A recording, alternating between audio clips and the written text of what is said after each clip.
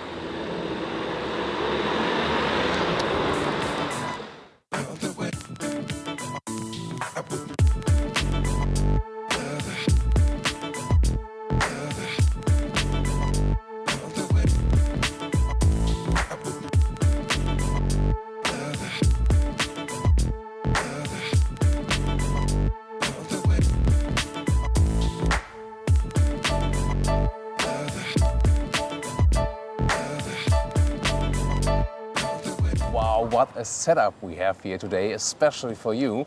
And this one here from the 70s, the Alfa Giulia, the original one, you see the classic logo is still the same. Besides that, we've moved from round headlights to very slim ones right now. So wow, look how they are drawn horizontally and just a beautiful outlook. This is here the super version, so the higher trim level of the normal Alfa Romeo Giulia.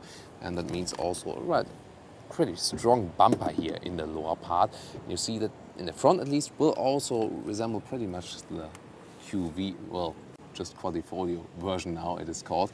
Overall, big stance on the road here already for the mid-size segment. And I want to hear your opinion, what you think about the front of the new Giulia and how you would compare it to the vintage one. In the side profile, what comes to your mind? Well, to my mind comes a little bit of Maserati Ghibli, especially when I see the rear ending here. In the super version, you also got the chrome frame around the windows, and it's overall a relatively short car for the mid-size segment with 4.64 meters.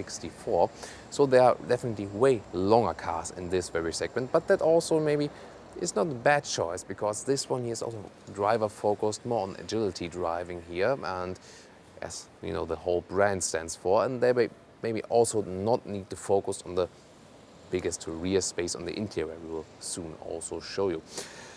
Everything starts, of course, with smaller alloys with 16-inch, 17 then with the super version and 18 optionally we got mounted here then. Later on we'll also show you bigger ones with the Quadrifolgio version. But this size here I think is already good compromise between the visual part and the overall comfort. Overall, really flat-laying car and a very beautiful side line with not so many design lines, strong shoulder. So overall, I think they've done a good design job here. And now I'll make a way for another free look. And just one more look here at the vintage car. At that time, by the way, it was super fast in the 60s, went about 180 kilometers an hour, and that time was really groundbreaking. What you can see is very interesting. Even here, we got the design line on the height of the handlebars. Also an element that worked at that time as well. And of course, the rear is totally different from the one we see today. And now to the rear. Those new taillights also drawn very wide in a horizontal way. And already with the 2.2 liter diesel, we got two exhaust pipes. Well, the small ones are in there, are the rear ones. The outsides are the fake ones, but here I think it's okay. Fake exhausts are not always great, But here I think they have managed to give it a little bit style. So overall, I really like the design of the new Giulia.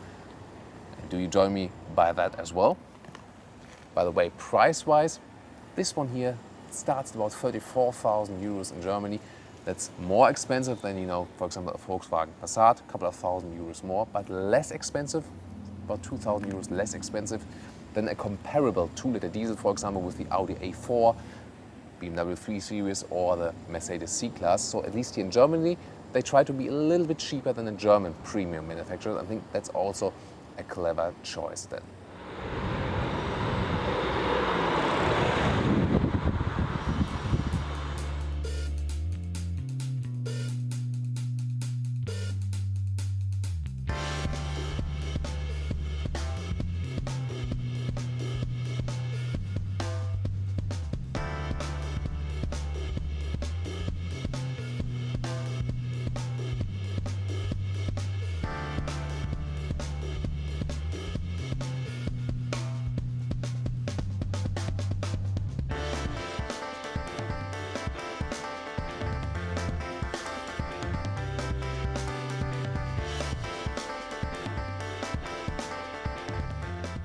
And one short look into the vintage interior. Look at that, classy, with the wooden steering wheel. That's just something totally different and, well, nice cloth seats. What do you think about that? And there's always this, can't transport on camera, but this old smell of vintage cars they have as well. We'll start the interior with the key. It's really thick one, but that makes it also worthy. Also with a small Alfa Romeo sign here, that's nicely done. You can also have the keyless entry function, works that way, or to close right here. So both is possible, also open it with the key. Then the first look inside, and this is really what is new. We presented it with a special with Forcia, the supplier that's taking care of the interior. So much has been invested into the interior. That's for me actually the main thing about this all-new car. I mean, look at the interior, it's really completely new. When we start with the seat, this one here is the super version, so the higher trim level. Normally it starts with basic cloth seats. Then if you go for the super version, you have a mix of cloth and leather on the outside. Unfortunately also genuine leather. And here the optional genuine leather package, which we do not recommend, but it's here spec'd in this higher trim level car here as well, and also optionally with the package. Steering wheel also completely new with a sporty design, and as you can see it right here, the start-stop button directly in the steering wheel that creates some sporty ambience already. Inside of the doors you see the nice cover in a carbon style. In the Quadrifolgio version it's real carbon. Now here also a solid door, and what is very interesting here, we know those ones, and those are just the same as in the Audi models, and we see some more resemblances very soon. So let's get inside. There it is, the new sporty seating position. Really limited view to the front to create also this sporty atmosphere. You sit relatively low, definitely. Seat control, you can pump it up, and also down. Pumping it down needs a little bit of power. Then you manually adjust the back part of the seats, and here also manual controls for going in the front and back, and steering wheel. Really a long way, and also feels solid. So the first impression is really that they step up their build quality massively, and it has basically nothing to do with the Alfa interiors we've seen in the recent years. And from this first impression, I can already say already in the interior that Alfa seems to be back on track. Cockpit overview. Let's examine this, and what you realize immediately is you got those floating structures, very elegant, and we expect that of course of an Alfa Romeo. So everything has been cleaned up, a lot of functions have been put into the infotainment system, details to those very soon as well. And the basic difference is that most of the cars we see today, Audi, BMW, Mercedes, they have those attached screens right here, and a lot of you guys really criticize it. And I think you're right as well. This one here is integrated now, seamless. Really just one glass panel, That's a very elegant solution, especially also when it's, for example, when everything is turned off and you know, then you can't see anything. And we'll of course show you the controls in details very soon. Also, another round line here, and you can get different setups here. This one is, you know, the brown interior. But again, as I said, really good impressions here from the first knobs. And so, you know, it doesn't click like it is in an Audi, but I've just talked to one of the Alfa Romeo fan clubs here in Germany, and you know, they're also the primary target group, and they say, yeah, it's right what people say, what journalists say, it doesn't click like in the Audi, but we don't really care, we just love it. And I think, you know, you can maybe reach the 100% same interior build quality as the German premium manufacturers with exactly one directly new car, but this is already such a huge step, and overall it's really solid and good and high quality feeling, so I'm also perfectly fine with that. Storage spaces. Instead of the doors is a little bit limited here. Then the glove box slides down smoothly and not too much space, but can be cooled. I see it in the back part there. Then the middle part can be closed here, and here again I think it's the same mechanism that we find in the Audi, just feels like that, and it has to do that the supplier supplies Alfa and Audi. Here, also a little bit adaptive with beverage holders, 12-volt power supply in here, USB port for your smartphone, then this carbon look here as well. This is the central control screen, control knob, sorry. We will soon take a detailed look in that, and that leads us to the last storage space beneath the arm handle. You can put the key as well, for example, 12-volt supply, another USB slot. And good sign for quality is always, you know, can you rattle around something, but that's all fixed, and that's a good sign. Also the cover of the armrest here, I mean, it's very long, so it has to, you know, has to have some play, but overall you see, again, can't moan about that. It could be a little bit, you know, a little bit tighter maybe, but you could still evolve that. Steering wheel, my favorite start-stop engine button, like an Audi R8. Then the controls for the cruise control, that one could be a little bit more stepped up from the build quality. Maybe task of further models. And got those two structures at the steering wheel. That's quite nice. Instruments, when you press this button for the ignition, you see this needle hop, nice. And in the middle display, you can, you know, control something, but it's not possible when the engine is not running. That's, you know, a little bit unfortunate. What you can see is that the whole setup here, you know, really sporty setup, goes wide in there. And then when I start the car, then it's also possible that the middle screen is activated. I can take digital speedometer in there and also control it here with my right hand here. And then I can switch through, for example, to consumption figures we're gonna talk about later. Looking here, the central MMI knob, let's call it that way, really reminds us, again, a little bit of Audi.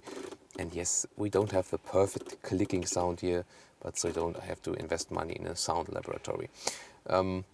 This knob also can be turned sideways. That feels a little bit loose then, of course, but it enables you not only to turn it, but also, you know, to hop right and left. We soon show you that in the infotainment display. Menu button, always to go back to the main menu. This one here is a so-called DNA knob, so you can go to dynamic mode, neutral, or advanced efficiency. That is for driving modes, you know, for saving fuel, for sailing function with automatic gearbox, for example, or dynamics with turning up the RPMs a little bit more. Here with the manual gearbox, it doesn't make such a difference. And the sound knob on the right part. AC unit. Here again, I like the build quality. We don't have a special sound here, but you know, I can really live with that. also a very clean and sporty atmosphere, cockpit style alike. So overall, I really like it. And we still got that one manually, that temperature control. And I prefer that as well, that we don't have everything mounted into the screen. Shifting lever, great sporty style, very short and crisp when putting in the gears here already in the diesel version. Now the infotainment screen, see there's no touch function available. You all do that with the turning knob I've presented you earlier. This is the main menu then here, and here you can actually go right or left, also directed to other menus, for example, checking tire pressure and stuff when the vehicle is turned on. Let's go to settings and let's see how easy can we really control that. And what is strange is that not everything is available here. Maybe it's changing when I see it here. Again, when I turn on the ignition, that's again a strange thing, that not everything is available directly when the car is just standing still. And here, for example, I can also change the language. So I started with German for our German viewers. Now I can switch to English, and you can see something of that as well. So we got the English language. The visualization of the whole infotainment unit, well, could be a little bit more modern, I think. Maybe we can check out how the radio screen looks like with a visualization here. Or then here to the media. There you can, for example, connect your USB device, or here, for example, phone. You can then connect a Bluetooth phone device. That is possible as well. Let's look at the GPS. And it's a pretty simple visualization. You can see it right here. With going right, you can put in the address. It could also be a little bit faster. And there you can zoom in and out. See, it's not the most modern display, but what is nice, it's really well integrated again, so it looks very good from the building of all. However, the software overall, we have seen better softwares for infotainment systems. What is nicely done is the headlamp unit above here, so for the ceiling lights, and looks quite nice and also very high class with the glossy surface we have. So with 4.64 meters in length, you shouldn't expect too much as for the rear knee space, as in the mid-size segments, it's a relatively small car.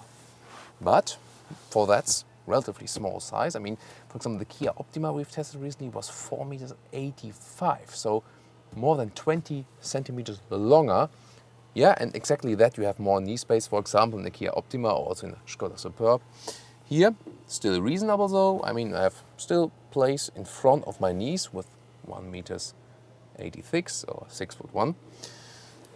So that works for 4 tall adults, although this is not the mid-size car that stresses the rear passenger seats. There you should rather go, for example, for a Kia Optima or Skoda Superb if rear space is the main focus. But as the car is shorter, here the focus is more on driving, and the front passengers. Headspace without the panoramic roof. Also, again, this car is relatively flat. Some headspace still left above my head. With the panoramic roof that is optionally available, that might not work then with really tall people in the back. I got the seat here also as I would be driving as a tall driver.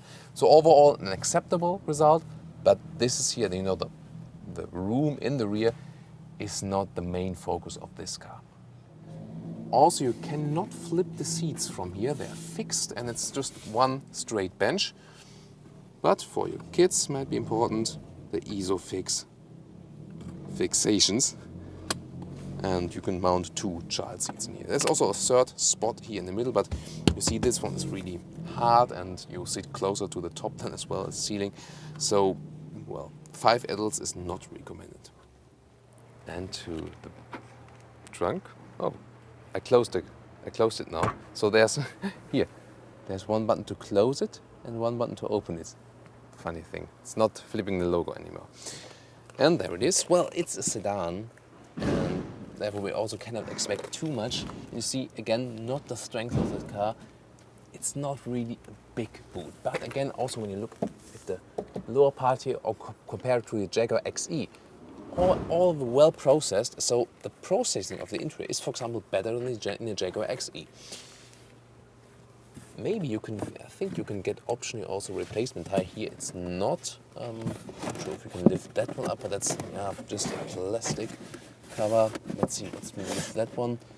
No, there's really nothing. So that's it here for this test vehicle at least. So you're really limited in the space, and well, so far there's no estate version announced, and some fans, and me as well, hope that maybe at a later stage we will see an estate version which is more versatile in the rear. Opening the trunk works right here, and front the hood right here, and that's what I mean. If you look in the very detail for the build quality, that stuff can be, can be improved still, but that's really just when you look at those details, if they play a role for you or not. And now underneath the hood, this one here is the 2.2 liter diesel engine, 180 horsepower. There will also be weaker variants with 150 and 136 horsepower, and also a bigger diesel, maybe a 3 liter, is also planned. And petrol engine wise, there will soon also have a 2 liter turbo with about 200 horsepower, and then already available is also the Quadrifolgio. Will also soon show you that with a 2.9 liter petrol engine V6, and all others 4 cylinders.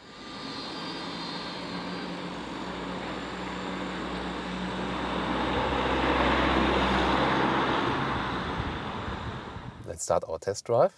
That wasn't our sound. This is here the 2.2 liter diesel, but it has the same emotional start button. Also with the needle blip as I've shown you earlier. Manual gearbox, 6 speed. Let's not damage any of the other cars here. And of course it has this kind of diesel nailing. We say Dieselnageln in German. Just a little bit when starting the engine. Let's turn down the vents a little bit more, that you don't get annoyed by that. As I said earlier, it's good that especially when driving, you can still control the normal temperature here, manual. I like that it's not hidden in the screen. That's definitely a good thing. So let's get off here. And that's also already a good test, when being in narrow surroundings, how can you control the car, how's the visibility? And overall, I think quite reasonable. You have good feeling of the car, and it's also not that long. It's really, for the mid-size segment, relatively short, as I've told you earlier, and you also feel that when driving the car. So it's, to me, a feeling for something in between compact and mid-size segment. And I was really looking forward very much to this moment. I hope you did as well. You said, "Oh, Thomas, finally drive the all-new Giulia." And now it's the moment has come. And I've told you in some of special videos that I really like the brand of Alfa Romeo, and inside in the family we also had a 147, for example, and I really liked the 156 as well. So the question is also, what has changed? And I can tell you one thing for sure: the steering is totally different. I mean, maybe you directly see it on camera. You have really a totally direct approach. It's not like the first angles would be totally dead. It's a good approach, and that was also funny. When people see the Giulia, passing people on the side of the road, they immediately say, "Oh, great car," and so on. That's really, you get a good effect on that one. And yeah, where was at steering? Look at that slalom here. I mean, this is the normal diesel version, not the Quadrifolgio one, and wow, it's really a lot of fun. So that direct steering is great. You could maybe argue that it feels a little bit artificially, a little bit like in a computer game. But to me, I like it. You also don't need too much power, and that's of course also good when just controlling the car in everyday driving, also in the parking lot, that you don't need too much power of that. But we'll soon also take a look at those different driving modes, and then we can see if those parameters will maybe change then. So let's hammer the diesel a little bit more. Yeah. It does sound like a classic diesel, but has really nice performance. I can, for example, show you 60 kilometers an hour maximum allowed here. Let's say like 20 to 60 starting like now. That was in the second gear just. I will also steer that car to the motorway because diesel motorway will be very important. A lot of guys will use it for, you know, also maybe longer motorway runs. See it right here. Wow, it's a really nice sporty driving feeling. I like that, and it feels a little bit go-kart alike in comparison also to the other mid-sized cars.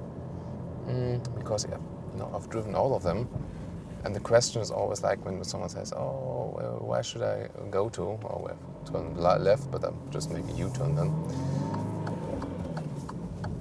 Oh, it's really crisp when you put it in the gears. You feel that it's more a sporty approach. If you more want a very smooth shifting process, then you could go for the optional ZF 8-speed automatic transmission, which I really recommend because it's one of the best out there, definitely.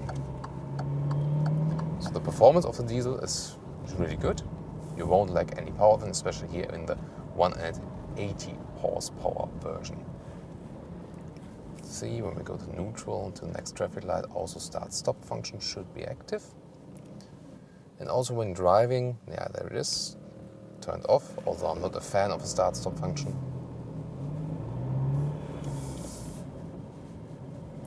We're going around the circle here once more. So already here in this normal diesel version, it gives you driving fun. The suspension is definitely not the stiffest ones, and in this normal version, also some of my colleagues said, it's really soft, but we'll see that also when we're going over some bumps, and also if you compare it, for example, to the Quadrifolgio version, of course it's the one sits lower, it's a little bit stiffer. Even the Quadrifolgio version is not that you could say it's not drivable in everyday driving, because there are also some sporty cars where I say, oh, it maybe gives you too much back pain, but here even the Quadrifolgio version doesn't. Here in the normal version, we'll soon also test it on the Autobahn, because at higher speeds that will really play a role then, how that one plays out. The important thing to me is, so far, I mean, if you look at the Giulietta Quadrifolgio, for example, we've tested that one, and it's a nice emotional car, definitely, but you never had a premium feeling when driving it. Here, already when driving with the diesel engine, you're quite sure that you're in the premium car, you know? This is now the premium segment for the midsize segment, and I think that was one of the main things they wanted to achieve, and they definitely did that. And unique selling point, if you compare it, for example, to an Audi A4, Mercedes C-Class, also the BMW 3 Series, this one is probably the car that feels the smallest. It's also one of the shortest car here, but it feels even more compact, and I think they've also achieved that due to the weight distribution, which is also very even. And of course, rear-wheel drive, you feel it now finally again in an Alfa Romeo. You feel it also when you're just accelerating quite smoothly, that you're pushed from behind and not pulled from the front. That's of course a very important thing for all Alfisti, for example, for the true Alfa Romeo fans. Sound insulation, so far 60 kilometers an hour is really silent in here. Looking forward to that when we drive faster a little bit on the Autobahn, because then, you know, the real effect comes into play if the car is silent or not. So overall, the first driving impression is really positive. Here now over some bumps. Let's see here on that very uneven road. No problem. So it's rather than in the comfort. Also the seats, they don't offer so much side support in the standard setup. So it's more like, you know, an open seat to stress the comfort. I like that. I don't like it that much when the seats are totally caging you in, but that's of course a matter of preference. So we're steadily getting a little bit faster here now. And still already wow, such a direct steering. Maybe if you're not used to it, you might do some mistakes because you got the direct. Wow, look at that! Just hardly, and I really like this style. Also, the progressive steerings from the Volkswagen AG, for example, where you don't have to have so wide turning angles of the steering wheel. I like that. I think. Show you a lane change here, for example. Here in this normal Giulia version, of course, you get a little bit of tilting from the suspension, as the suspension is generally also supporting the comfortable riding for long-term autobahn rides, for example. So you have to be aware of that. If you want less tilting, then you have to go for the Quadrifolgio version. As far as I know, this autobahn part, the brakes are also hammering quite well. As far as I know, this autobahn part we're approaching now, it could also be a part where we maybe get some unlimited speed. Of course, always good for testing, and we can only test that in Germany if we are on our way in Spain or Italy or so. Wow, even with one hand, so easy to control this very compact steering wheel. So far, if I'm thinking about buying a mid-size car, there was none, like the past years.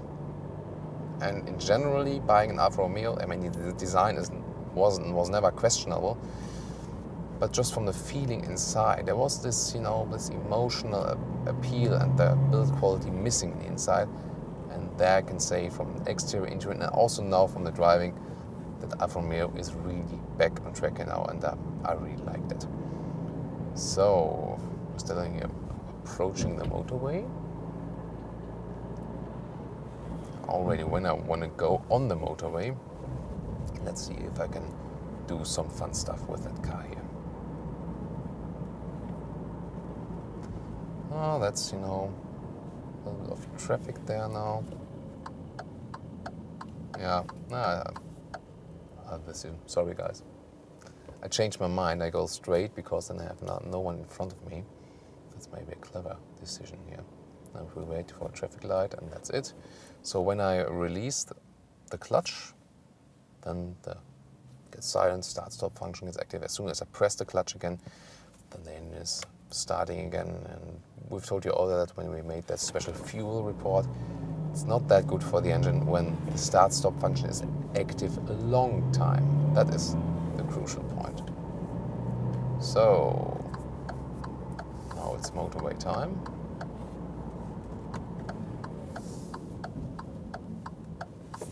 Thank you.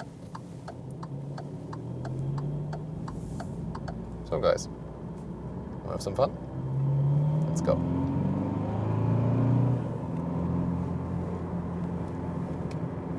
That's the stuff. Nice. Feel very much in control of the car. Totally no problem.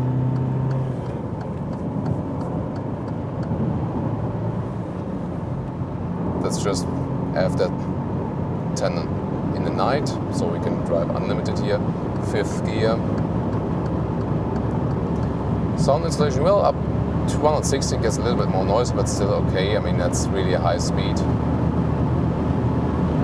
So, trying to get it as fast as possible. 6th gear now, 190. And still the driving characteristics is good. I got a crisp reaction from the steering wheel. Now we are at 200. Feels very well on the road. Also suspension, it's not, wow, do you see that? That is what I meant. The steering is, that direct, that at higher speeds you really have to pay attention. So now we have to go slower again. I want you to pay attention if that when you go fast with this car. So maybe, the steering wheel could have used a little bit of adjustment that with higher speeds, it gets less sensitive. That would be maybe a clever choice, and we just found it out here. Driving modes. Advanced efficiency. That one reduces the throttle input then, so I would have to press the throttle a little bit more. Again, especially useful when you're in the automatic mode, here doesn't make such a difference. Then if I'm going from the neutral into the dynamic mode, again also more effective for the automatic transmission, as that one then really steps up the game as for the shifting characteristics and so on. Here it doesn't make such a difference, especially also not with the diesel again. So we'll make a U-turn here.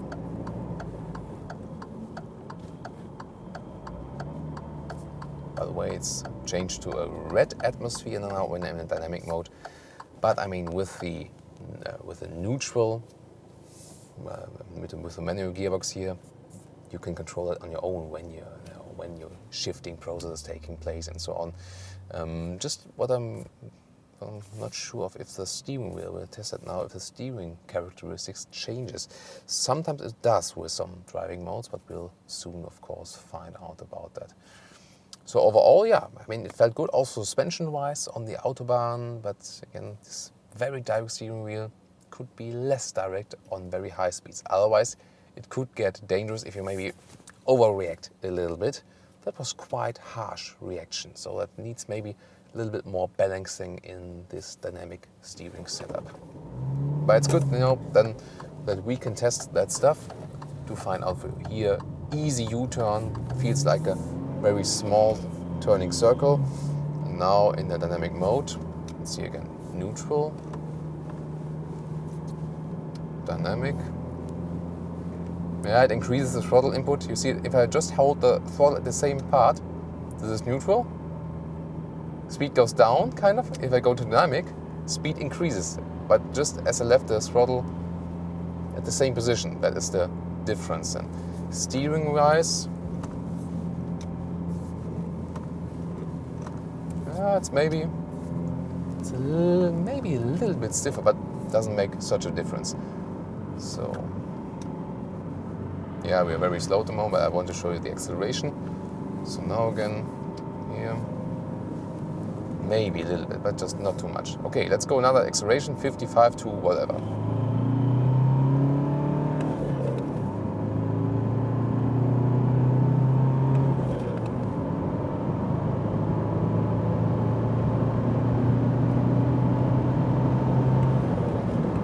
I mean, it's 2.2 liter diesel, why not? Then again, dynamic mode, when I'm at higher speeds now, yeah, could be a difference. Let's see, now in normal mode, when steering, when at high speeds, really have to be careful for that. Whoa. Maybe it increases even the power of the dynamic steering. So, again, no matter which mode you are in, be gentle with the steering wheel at higher speeds. Be aware of that. Of course, you will get used to that one. But also, Alfa engineers maybe have something to work on then. That was 180 now here again, by the way, so no problem to get at higher speeds here. Suspension-wise, does a very good job. Feeling totally comfortable. And I could also very well imagine going a longer Autobahn trip with this one here. So you like that speed review here on Autogefühl? I sure hope so. Let's see. We get off the next. Going a little bit slower here then. Because a normal Autobahn speed in most of the European countries will be 100 to 130, and in this region, for example, 115. It's also relatively silent in here, so this will be a relaxed speed. Anything above 160 will get. You need some power for that, and some good nerves. But here, at about 100 kilometers an hour, I can also set the speed control, cruise limit here, and then just relax a little bit more. But I will get off the motorway now, and one more dynamic steering. So overall, I think we got a good impression, a very sporty impression. They've managed that one with the rear-wheel drive, with the super direct steering, and with the compact size of this car. So I have a lot of fun driving that one. Well, to which one can it be compared? Maybe the Jaguar XE from the driving characteristic. That could maybe be compared a little bit if you want it that way. But again, I think I've told you the unique selling points this car has. I'm really satisfied already with the diesel. Not the diesel fan necessarily, but my solution would be probably going for the new small petrol engine that will come later, the 2-liter petrol engine. That will heard also come as a Veloce version, then not only with 200 horsepower, then maybe with 250 horsepower or something like that. Those could be two solutions, because Quadrifolgio with doubling the price, that's also really heavy in price then. But the small petrol engines, then you won't top up the price that much. So I hope you liked our driving insight here.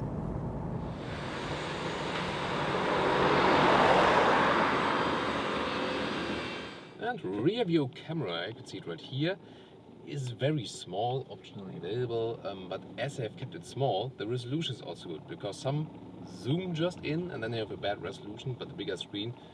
So here, this is the compromise here, but could have been a little bit bigger maybe.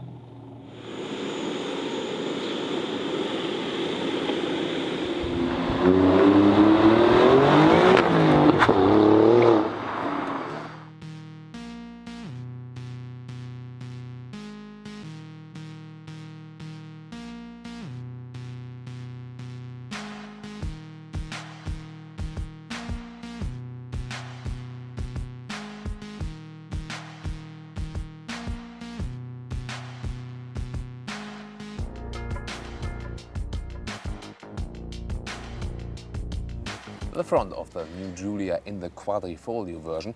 If you pick the normal version as a super variant, then there's not, the biggest difference, but it has a bigger difference than if you compare to the very basic trim level. Here in the Quadrifolgio, you also got the carbon lip in the front part. That can get really expensive if you damage it, because you cannot really repair it. So you really have to be careful. Also, the car sits a little bit lower than the standard version. Therefore, watch out not to damage anything. Really strong stance on the road with those air intakes in the lower part here, really massive. A great sporty design in the front. Look at this design detail. The V-front grille carries over to the power dome. It's a beautiful design highlight. And here as well, this comp structure for a little bit more air for the engine. And for example, with the Ford Mustang, it's not allowed to have that one in Germany. Only the Ford Mustang in the US has this. I think I heard something of safety issues, but somehow they got it also allowed for the European market. And well, why not to differentiate the Quadrifolgio version a little bit more? And now the side profile, Giulia Quadrifolgio. You still got the Quadrifolgio Verde logo, so I really, it's a riddle to me why they have changed the name. And also those special comps here, but this doesn't seem to be, I'm not sure if there's a real effect behind that one. Then 19-inch alloys, standard with the Quadrifolgio, black scheme, and optionally with ceramic brakes, but those ones are really expensive, I can tell you. Then a stronger bumper here at the side part, also with carbon fiber. That's really massive, and I prefer more, the standard Giulia version looks a little bit more elegant to me, but maybe you offer another opinion there. Then there's no chrome frame, as we, for example, see in the Giulia Super, but here a black glossy frame to stress, the evilness of this car.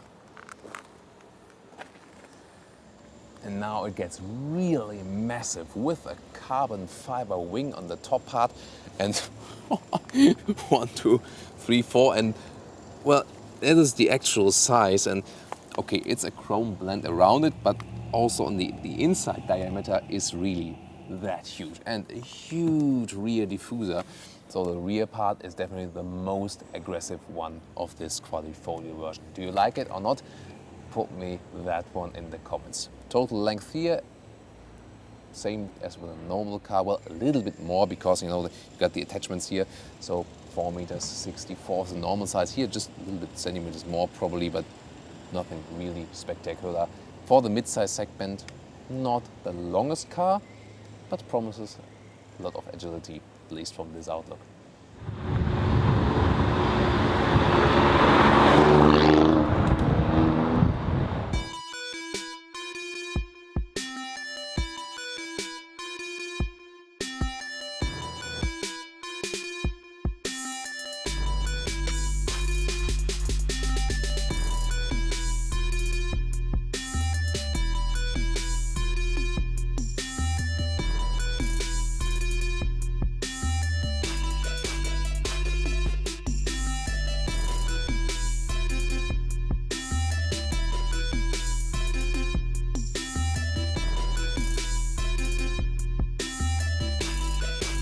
This is the key fob. It's the same in the normal Giulia variant, really thick with the Alfa Romeo sign. Maybe the QV logo would have been great on there as well. Keyless entry is also possible here. Solid door sound, I like that. And then inside, those ones here now, the optional bucket seats. So normal it comes with the usual standard seats as well. Those ones here, the optional seats, Alcantara on the inside, I like that. But the outside is, as far as I know, genuine leather. That's not necessary. Carbon style here as well. I think it should be real carbon fiber. And the thing is, soon test them, they are not that uncomfortable, so they are a good compromise between sportiness and still, enough space to sit on there. Also, the steering wheel has the contrast here with the red start engine button, and a lot of carbon fiber is used. You will soon take a detailed look into that. Also at the inside of the doors, you see there's now a carbon fiber in this Quadrifolgio version. Here, as we know, it's the same part that Audi is using, and also metal around those buttons. So they have stepped up the build quality massively. Let's get inside. And usually I don't recommend you any bucket seats, but those ones, well, of course they are stiffer than the normal ones, but again, also had some Autobahn ride with that, and that felt quite okay, even for tall people. Although here you have got the stress on the sporty cockpit position, 50 millimeters lower with the Quadrifolgio version than the normal car. Headspace, there's still enough left because those bucket seats are also very low. However, you can also electronically put them higher. Well, not maybe for me, but if you're a smaller driver, wow, almost like on the throne now. So you see, you can really put them way lower. Also, the rear part can be adjusted, but that's a little bit hidden here with a small lever. So you can see you can also adjust that seat right here. The Alfa Romeo logo stamp, and steering wheel then adjust it to your racing position. Well, we've had it also a little bit smoother, but maybe sometimes it's not that smooth. Yeah, now it is again. So, but overall it does job, and maybe you don't adjust it too often. And here, just to show you the difference, those are not the bucket seats. You can get also for the Quadrifolgio, the normal sport seats with Alcantara on the inside and sadly genuine leather on the outside. But those ones are also recommendable as for the seat form, bucket seats, and if you want even more side support. Cockpit overview, I really like the stepped up build quality here as well. I'm not sure if this is genuine or faux leather surface, I'm not really sure about it, but dashboard covers are usually from fake leather, and that's also better because it's durable and doesn't harm any animals. Nice, those red contrast stitches, and then a lot of carbon fiber here is used as well, also on the middle console part here. Again, short shifting lever, good sporty stuff. Later on there will also be the 8-speed ZF automatic transmission available for almost all of the models, also for the Quadrifolgio version. That will also be a good pick. However, then you have to remember there will be some very huge shifting pedals here, and they can, limit even your view to the tachometer. We've seen it in one of our preview videos we've shown you earlier. Here the manual transmission, 6-speed, then there's also everything free, and also red contrast stitches on the inside of the steering wheel, but just on the upper part. Also a nice variation, and I'll see a Quadrifolgio Werder logo on the inside of the instruments, soon taking a detailed look into instruments. Also the new infotainment system that is seamlessly integrated here, that makes a good overview, especially here, I must say, when it's turned off. Of course, you need maybe a microfiber tissue always to wipe it, you don't see any fingerprints on it. But that's, I think, just for testing, because usually there won't come any fingerprints on that. I'll soon show you why.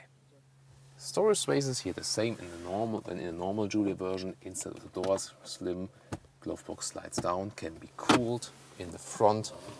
Good sliding mechanism, adaptive beverages holders, 2 are available here. And then the middle part, also okay from the build quality, and some space in here with another USB port and a 12-watt power supply. Special Quadrifolgio instruments. Also you got this needle hop, and then there's this Quadrifolgio Verde logo in the right part, digital screen in the middle, and it says low battery, so maybe battery has to be loaded for this car. I was standing a lot, and you can also do that while driving, of course.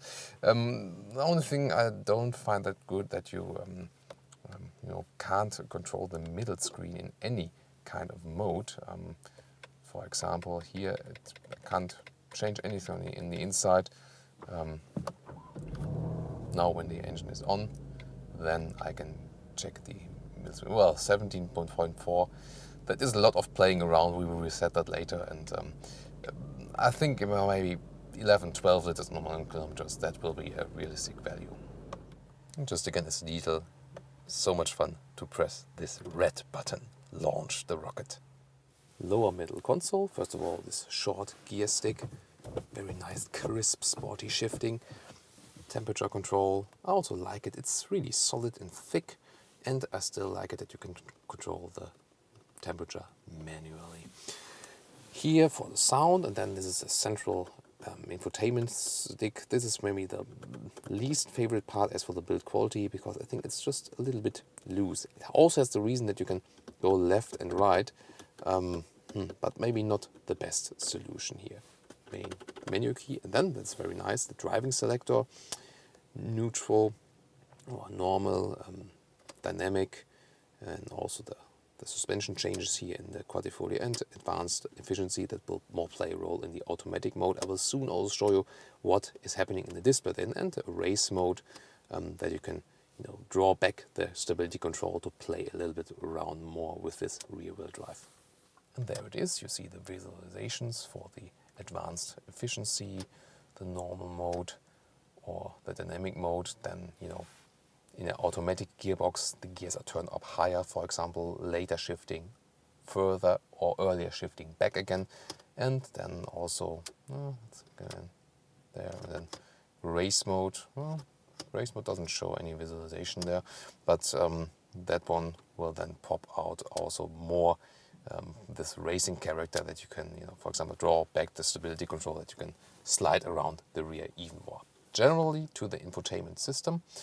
This is the main menu. You turn this knob, and it doesn't have the greatest sound, to be honest, when you're turning it. Sounds a little bit cheap in this case, but everything else we've seen from the build quality is really pleasing.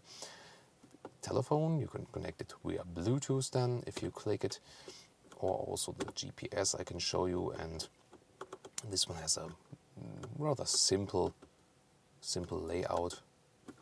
There I can also zoom in and out. There it is. And well, the reaction times could also be a little bit better. So I like it really that it's well integrated. There's nothing special. It's now with the Quadrifolgio version. That screen you can get for any version. To the rear, how do the bucket seats perform as for the knee space? I mean, the normal Giulia version, we had like this space, and it seems to be that those bucket seats, as you usually when they're more on the racing side, you also put them a little bit steeper. They save knee clearance. So you could say, or maybe explain your wife, I have to go for the Quadrifolgio version because then it's more practical. We have more knee space than in the rear. So that's maybe a very good reason to go for the Quadrifolgio.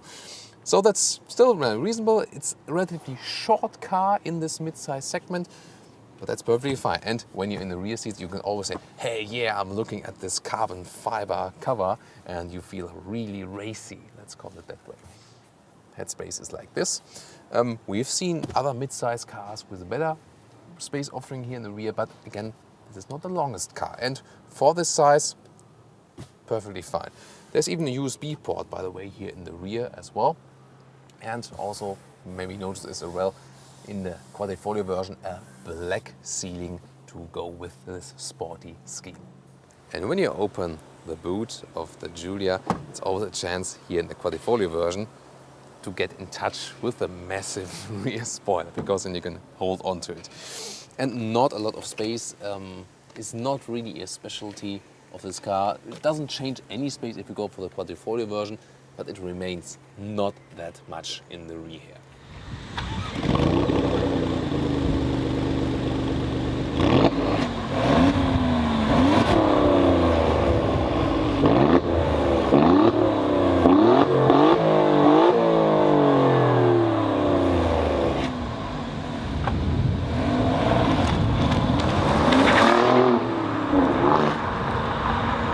And beneath the hood of the Quadrifolgio, wow, what a design, a V6, and with a great Quadrifolgio Verde cover, 2.9 liters of displacement with 510 horsepower.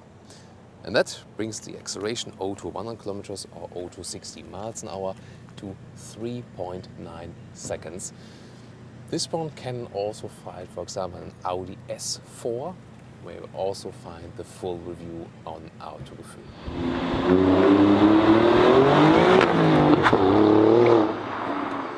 And now let's drive the Quadrifolgio Giulia. Let's get that beast to life. Boom, boom, boom, boom, boom. We'll start in normal mode, also show you different driving modes. We cannot drive too long and too extensively today, because this is still a kind of pre-series production car, and also the tires are already worn out, and so we promised just to do a short round, but we wanted to give you this Quadrifolgio inside here today already, and a very extensive driving review will then follow at a later stage. But here we can already see the most emotional features, I can promise you. By the way, what I'm realizing right now is that the visibility through the B pillar is a little bit limited. That's not too good. So to lean forward to really see what's going on there. As for the dynamics here, for example, there's again a very direct steering. I love that. It's almost like a little bit of a go-kart feeling. It's great stuff. And we can also show you here, just in like controlled situations, when I go to the dynamic mode, got the faster throttle input, steering characteristics. I'm a little bit puzzled if that really is changing. Maybe, yeah, it's maybe a little bit, just a little bit stiffer, but it doesn't make a big difference. And then here there's also the race mode, and that means, also says here, ESC off, change to yellow mode, also says that the distance control, the AEB, automatic emergency brake, that is included from serial production in every Giulia, great stuff. That one is deactivated now, and then we can even play around with the car a little bit more. But first, let's start with the normal mode again. Nice sound, you can already hear it from the inside. And when we sway it a little bit and then hammer the throttle just a little bit in the normal driving mode. Wow! Whew. You really get pushed into the seats. And this is here a very uneven road, and this is very interesting because, it's the pure sports version, but still, wow, good job from suspension. It's not too stiff, and I rather prefer sports cars that you can drive in your everyday driving life, and that one does work. So I would have expected maybe a little bit stiffer, but it doesn't have to be. And here in the slalom, got way more side support than in the normal Giulia version, here with those sportier seats. And wow, cool. So much fun to go right and left due to the direct steering input. And also here there's less curve tilting than in the normal Giulia version.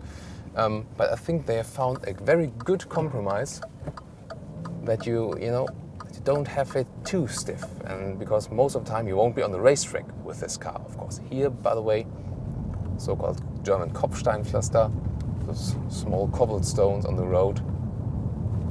Nice. Still smooth, although we got such a sporty car. That is, I think, the really unique aspect of that one. So Alfa is on the emotional part and on the visual part, is really going for the we are really aggressive, we are really emotional, we got great design. From a driving part, they are already now more dynamic, definitely. But still, you just here with a really so bumped in road, is still perfectly comfortable. So they're not going in this direction. You know, we want to be sporty at any price, and I think that's also a good decision. So let's also turn with that car here. Also got the rear view camera mounted here. It's a little bit small, but still it does the job then. Good to have it. When we go into dynamic mode, I need less throttle input to hear something and also to get the reaction from the engine. Again here, slippery on the road. And in the race mode, then, well, that is definitely a big difference. And you also can hear the exhaust really much, so in the race mode. But the race mode is really rather something for closed circuits, so I'm not experimenting around with that too much. So I have to wait here a little bit. Very crisp here when you put in the gears as well.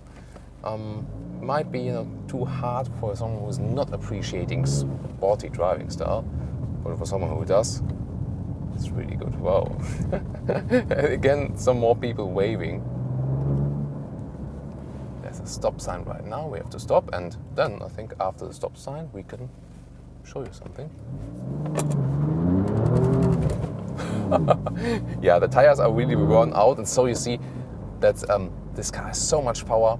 So you've seen with the ESC off, car has so much power, and together with a little bit worn out tires, then directly get that real spin here. And we also got some nice shots from the racetrack. We can show you where it's really cut loose, but wow, really a nice feeling. So again, what I take from it, it's a really great sporty performance car. Totally direct steering, stiffer than the normal Giulia version, but still very well rideable in everyday driving, and with the sport seat and with the bucket seats. So they both work also for a long-term riding comfort. So overall, really good fighter, against M3, S4, and all those other guys.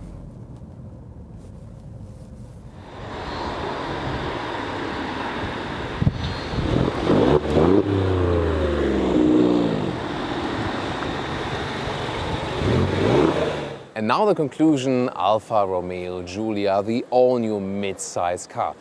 Alfa is really back on track, and I'm really glad that they are, because it seemed to be they're really lost. Now back with the rear-wheel drive, and already the diesel version offers you a good driving fun. The exterior, I think, is undisputable. Such a beautiful car, and among the most beautiful ones in the mid-size segment, definitely. A rather short car for the mid-size segment, so you have to be aware of that. There's not so much space on the inside, but it drives sporty, definitely. And what about the interior in general?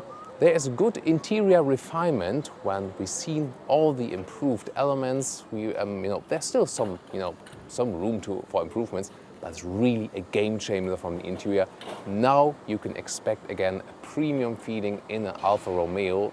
That is also again out of question. So overall, very good. Infotainment software is not my favorite, but everything besides that, it gives you really a good and sporty feeling.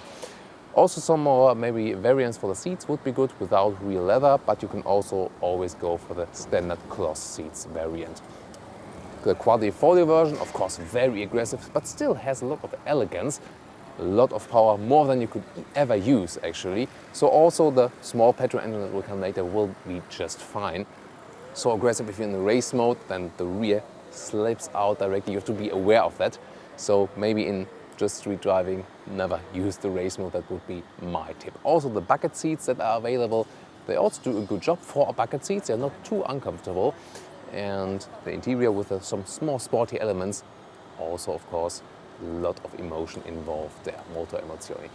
But then again, more than double the price, starts only at about 70,000 euros plus in Germany, for example, taking this as a reference. And so you really have to have the money for the Quadrifolgio as well. But the competition is even a little bit more expensive. So mille grazie for watching Autogefühl. We'll see each other at the next episode. Arrivederci.